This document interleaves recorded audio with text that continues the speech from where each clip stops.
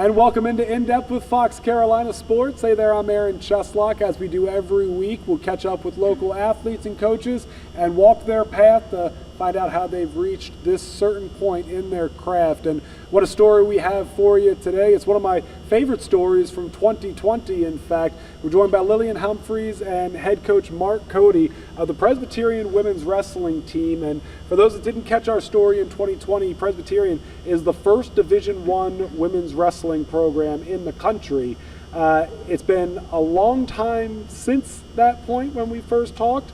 And certainly there's been a lot that's happened in not just the sports world, but the entire world. But I'm curious, since the program's got their feet under them and started going, how it's been received so far. Coach, I'll start with you. How's the reaction been so far? Well, it's been great around the country. You know, women's wrestling is the fastest growing sport in high school, and it's given women obviously an opportunity to go to college and be able to compete.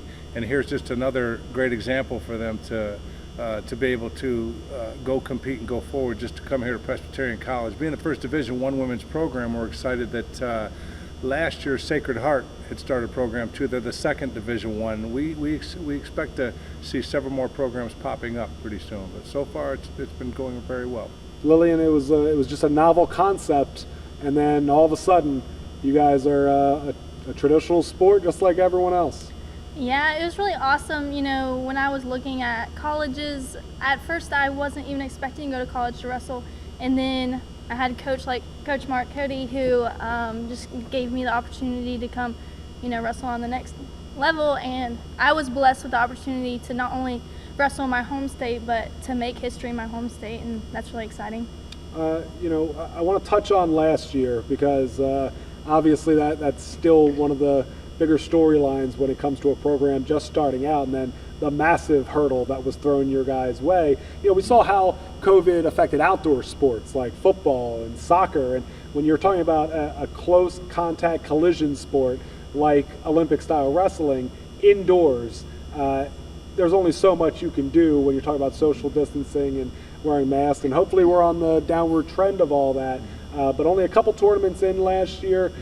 How much did it stall the progress of this program growing, or did it stall it at all? Were you guys still able to do work? Well, last year, I really got to give credit to our trainers and our training staff. They did a great job. Our season basically was a month. It was a one month season, and that's all we really had to prepare. So we wrestled a few dual meets, and we were up to the regional and national tournament. Nobody really had. We didn't have the whole team wasn't infected. There were a few people that had gotten COVID-19, and that shut us down for a little bit. But other than that, we just went forward, and we also ended up on the women's side we finished 8th in the country, which was good, especially after having just 4 weeks of being on the map. So, Lillian, how do you feel like you're training? You can only do so much without a partner to wrestle against, right? Yeah, that first semester I felt was really rough just because we were only allowed to practice outside and doing conditioning. But we all made the most of it, and we try to stay positive through the whole thing. You had a lot of success at Blue Ridge. Now you're a couple years in here at Presbyterian. What's been the biggest challenge from wrestling high school versus Division I? Yeah, so, in high school I wrestled only boys, and I think that is a big difficulty transitioning over to college wrestling females, because not only do females wrestle different, but also you're wrestling other girls who probably have been wrestling girls their whole life. So, a lot of girls on our team here at Presbyterian were in the same position as me. And I think that's been a tough transition for all of us, but we've all really worked on developing ourselves, and having a good coach like Coach Cody has really helped develop us all as athletes. Coach, I'm curious, just your philosophy. We'll go over your resume here in a little bit, but you've had a lot of success pretty much everywhere you've gone. I assume you're a stick-to-the-plan kind of coach. Yeah. When everything gets thrown in the air like that, was that the most difficult thing you've had to go through in your coaching career? Oh, definitely. A lot of people were able to practice under a regional training center, and we don't have a regional training center yet. So they were able to practice under the umbrella of a regional training center. So just we're trying to get up and running in a lot of different areas, and at some point we will have a regional training center. So if something like this happens again, God forbid, then we'll be ready to go. But I guess the most challenging thing was to keep everybody active and to keep everybody particularly on the mat, because it being such a close contact sport, we had to think outside the box a little bit. We did a lot of running, a lot of stairs, a lot of hills. We did a lot of lifting, a lot of weightlifting, a lot of dumbbell lifts. That we did a lot of HIIT workouts, and just tried to it's tough to get in wrestling shape without wrestling. It's just one of those sports. It's almost impossible to do that. So, but yeah, we're sticking to the plan as far as hard work goes. This is a tough sport. It takes the heart of a cross country runner, the strength of a weightlifter, the balance of a gymnast, and it takes a strategic mind of a chess player. So a lot goes into the sport, and we had to try to continue to develop that, particularly in such circumstances. I love that description, first of all. When you think about the last couple years and where this program's gone already, I remember talking to Lillian just over a year ago about, when she was making a college decision, there just weren't that many options. You mentioned Sacred Heart's now starting another Division I program. That's great news. I'm curious the amount of interest that Presbyterian wrestling has got, specifically in the women's side, since the program's gone up and running, not just here in the upstate or locally in the Carolinas, regionally in the Southeast, but I know that it's big on the West Coast, it's big in the upper Northwest. I mean, have you gotten interest from all corners of the country at this point? Oh yeah, we're recruiting several girls I have a girl from Pennsylvania right now that's interested in coming.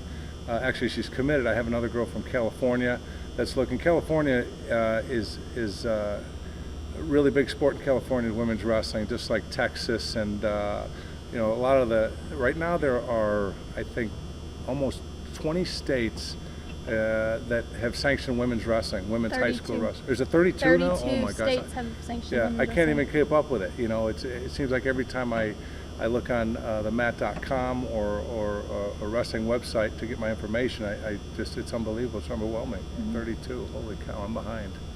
So. But is North or South Carolina one of them yet? No, not yet. We're, I've been actively working with several people in our state to help move us in that direction, because I want to help young girls with the opportunities that I did not have, and getting women's wrestling sanctioned in the state I believe will help us, South Carolina as a state, be more competitive on the national and international level. And we'll touch on that in a little bit, but the show is called In Depth with Fox Carolina Sports, and I want to walk your guys' path a little bit. Now, we'll start with Lillian, but I would urge you that if you didn't see our story specifically on Presbyterian starting the program from the spring of 2020, I encourage you to go on YouTube or foxcarolina.com and look at it. I'll give you a pretty good idea of what Lillian's had to go through to get to the point that she's at right now. But quickly, from Taylor's, went to Blue Ridge High,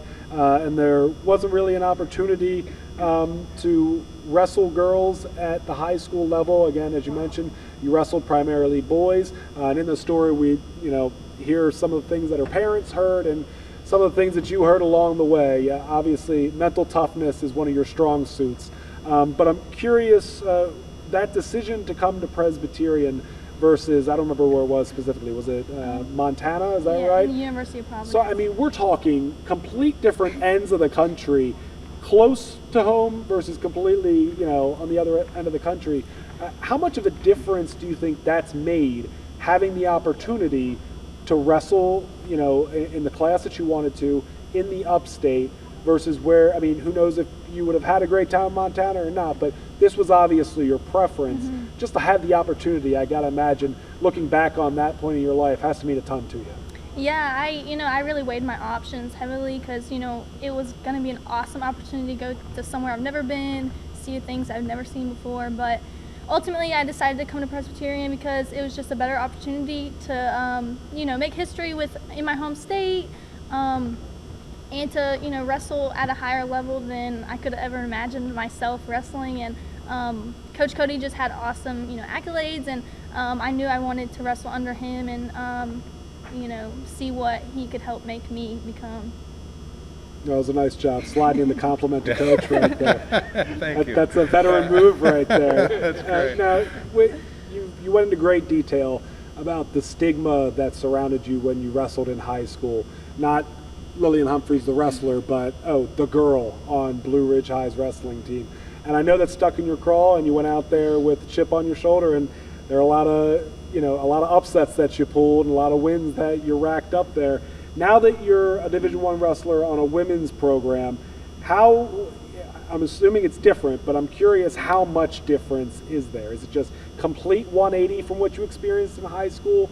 Is there a sense of ease or peace that comes with you taking the mat that you didn't have in high school now that you've gone through this a few times? Yeah, in high school, I had to wrestle just boys, and I had to focus on a lot of upper body strength that I did not have, and I had to use my hip strength against the boys, whereas in college you have girls who are a lot like me, who bigger hips and really strong hips, and you don't have to worry necessarily about upper body strength. So trying to transition into a totally different wrestling style, because also in high school we wrestled folk style, whereas in college women only wrestle freestyle. So that was a big transition, because I learned some freestyle in high school, but I just really wasn't into it. I didn't think I liked it. Once I came to college, I realized that I preferred it once I really understood the rules better. And a big thing, I think,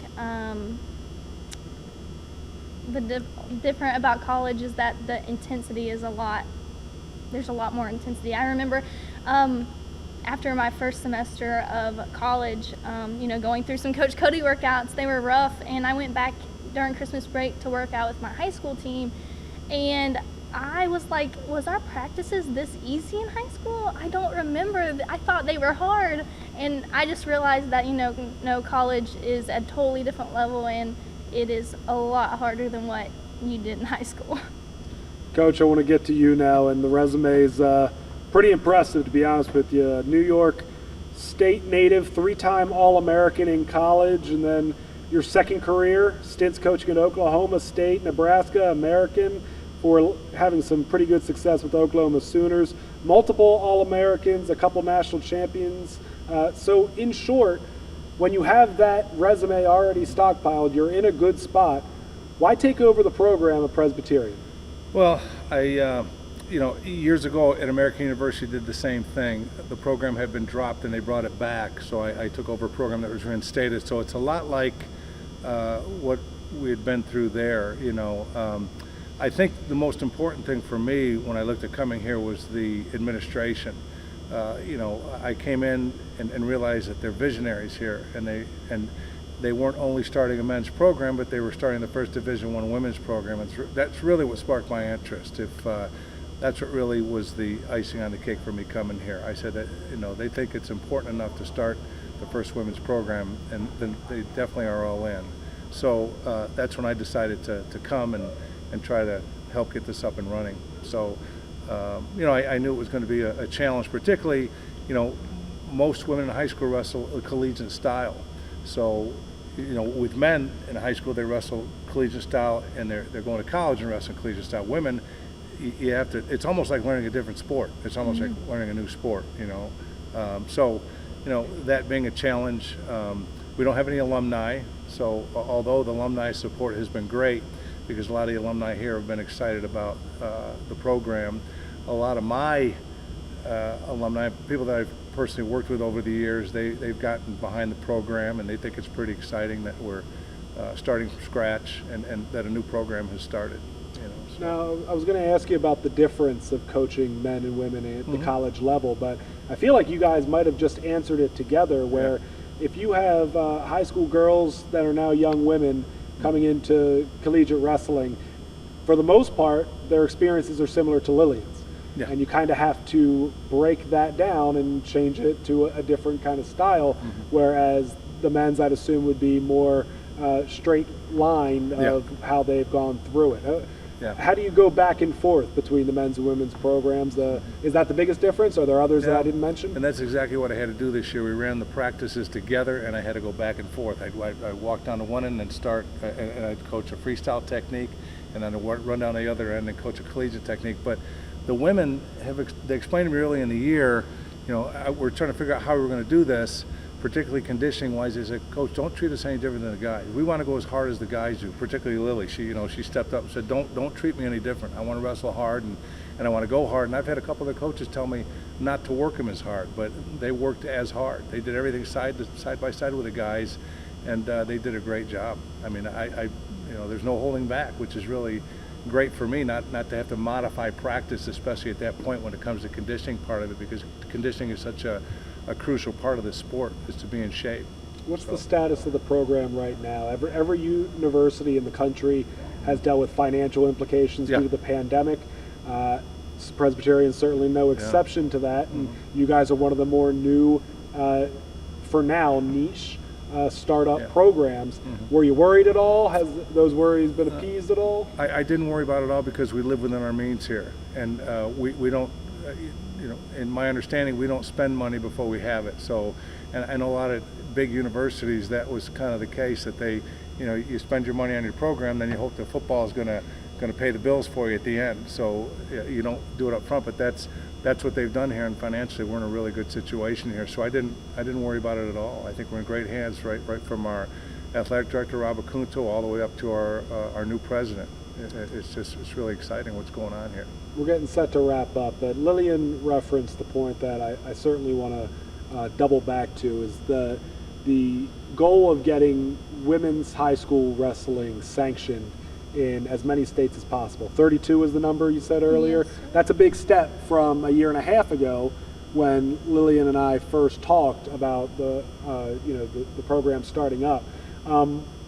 But obviously the goal for women's wrestling to thrive would be all 50 states.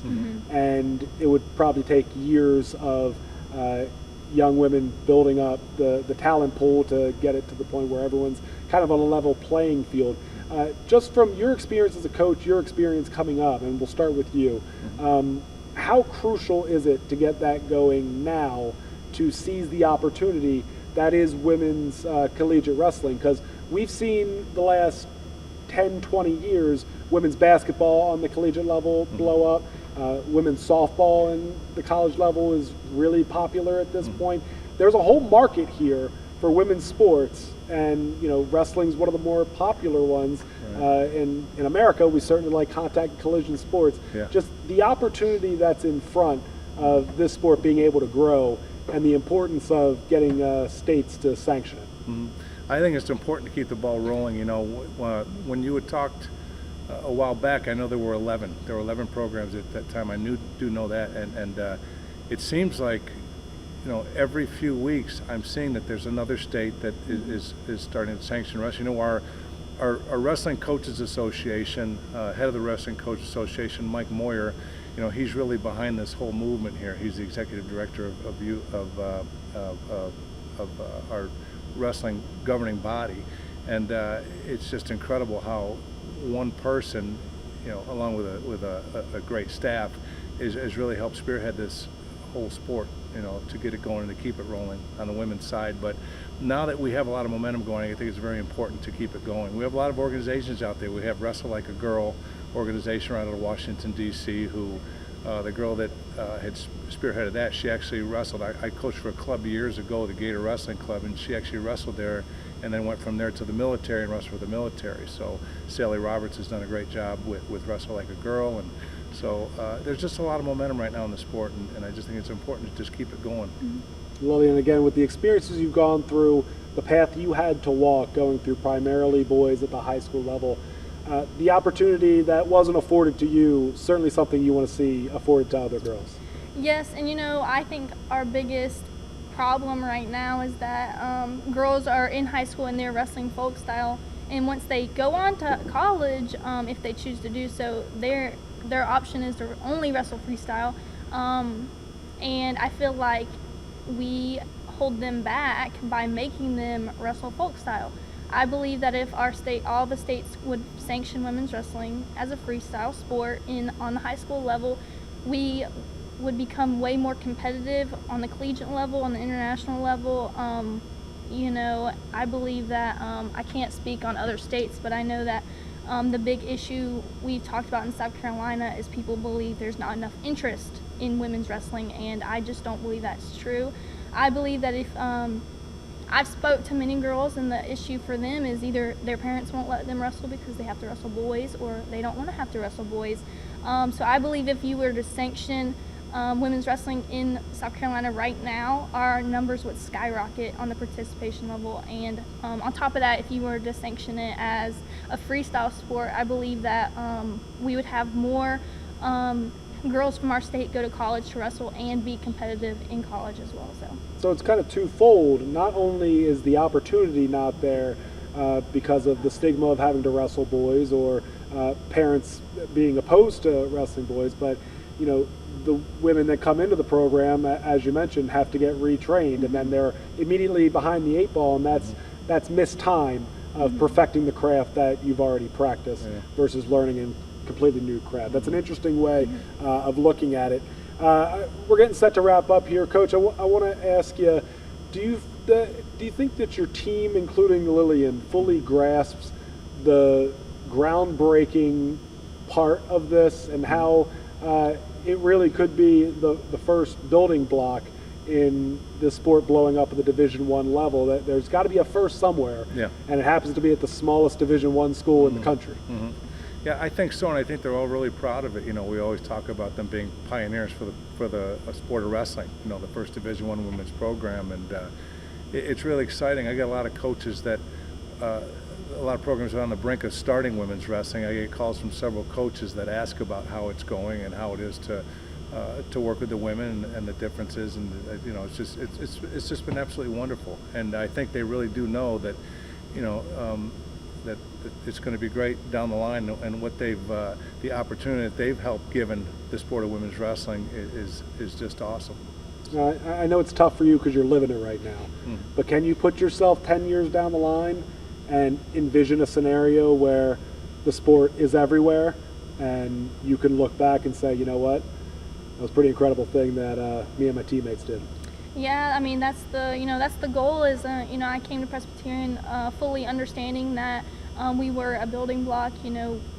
We would be the guinea pigs, and but I've been really excited about it because I've seen a lot more interest in women's wrestling. I've seen it grow so much just since my senior year of high school, and I believe that in 10 years, I pray that South Carolina has sanctioned women's wrestling, because this is my home state, and I do want to see all the young girls that I was on Team South Carolina with get better opportunities and go to college, and hopefully even come to my alma mater and wrestle. So I'm just really excited about it. I'm excited to see where we go from here. Again, from my perspective, it's an incredible story. First of all, you guys are doing remarkable things here, but it's inspirational, and there have been a lot of people that I've talked to since this program has started up that have asked me about it, and there's not many times in the sports world in the 2020s where something new, original, and proactive gets done.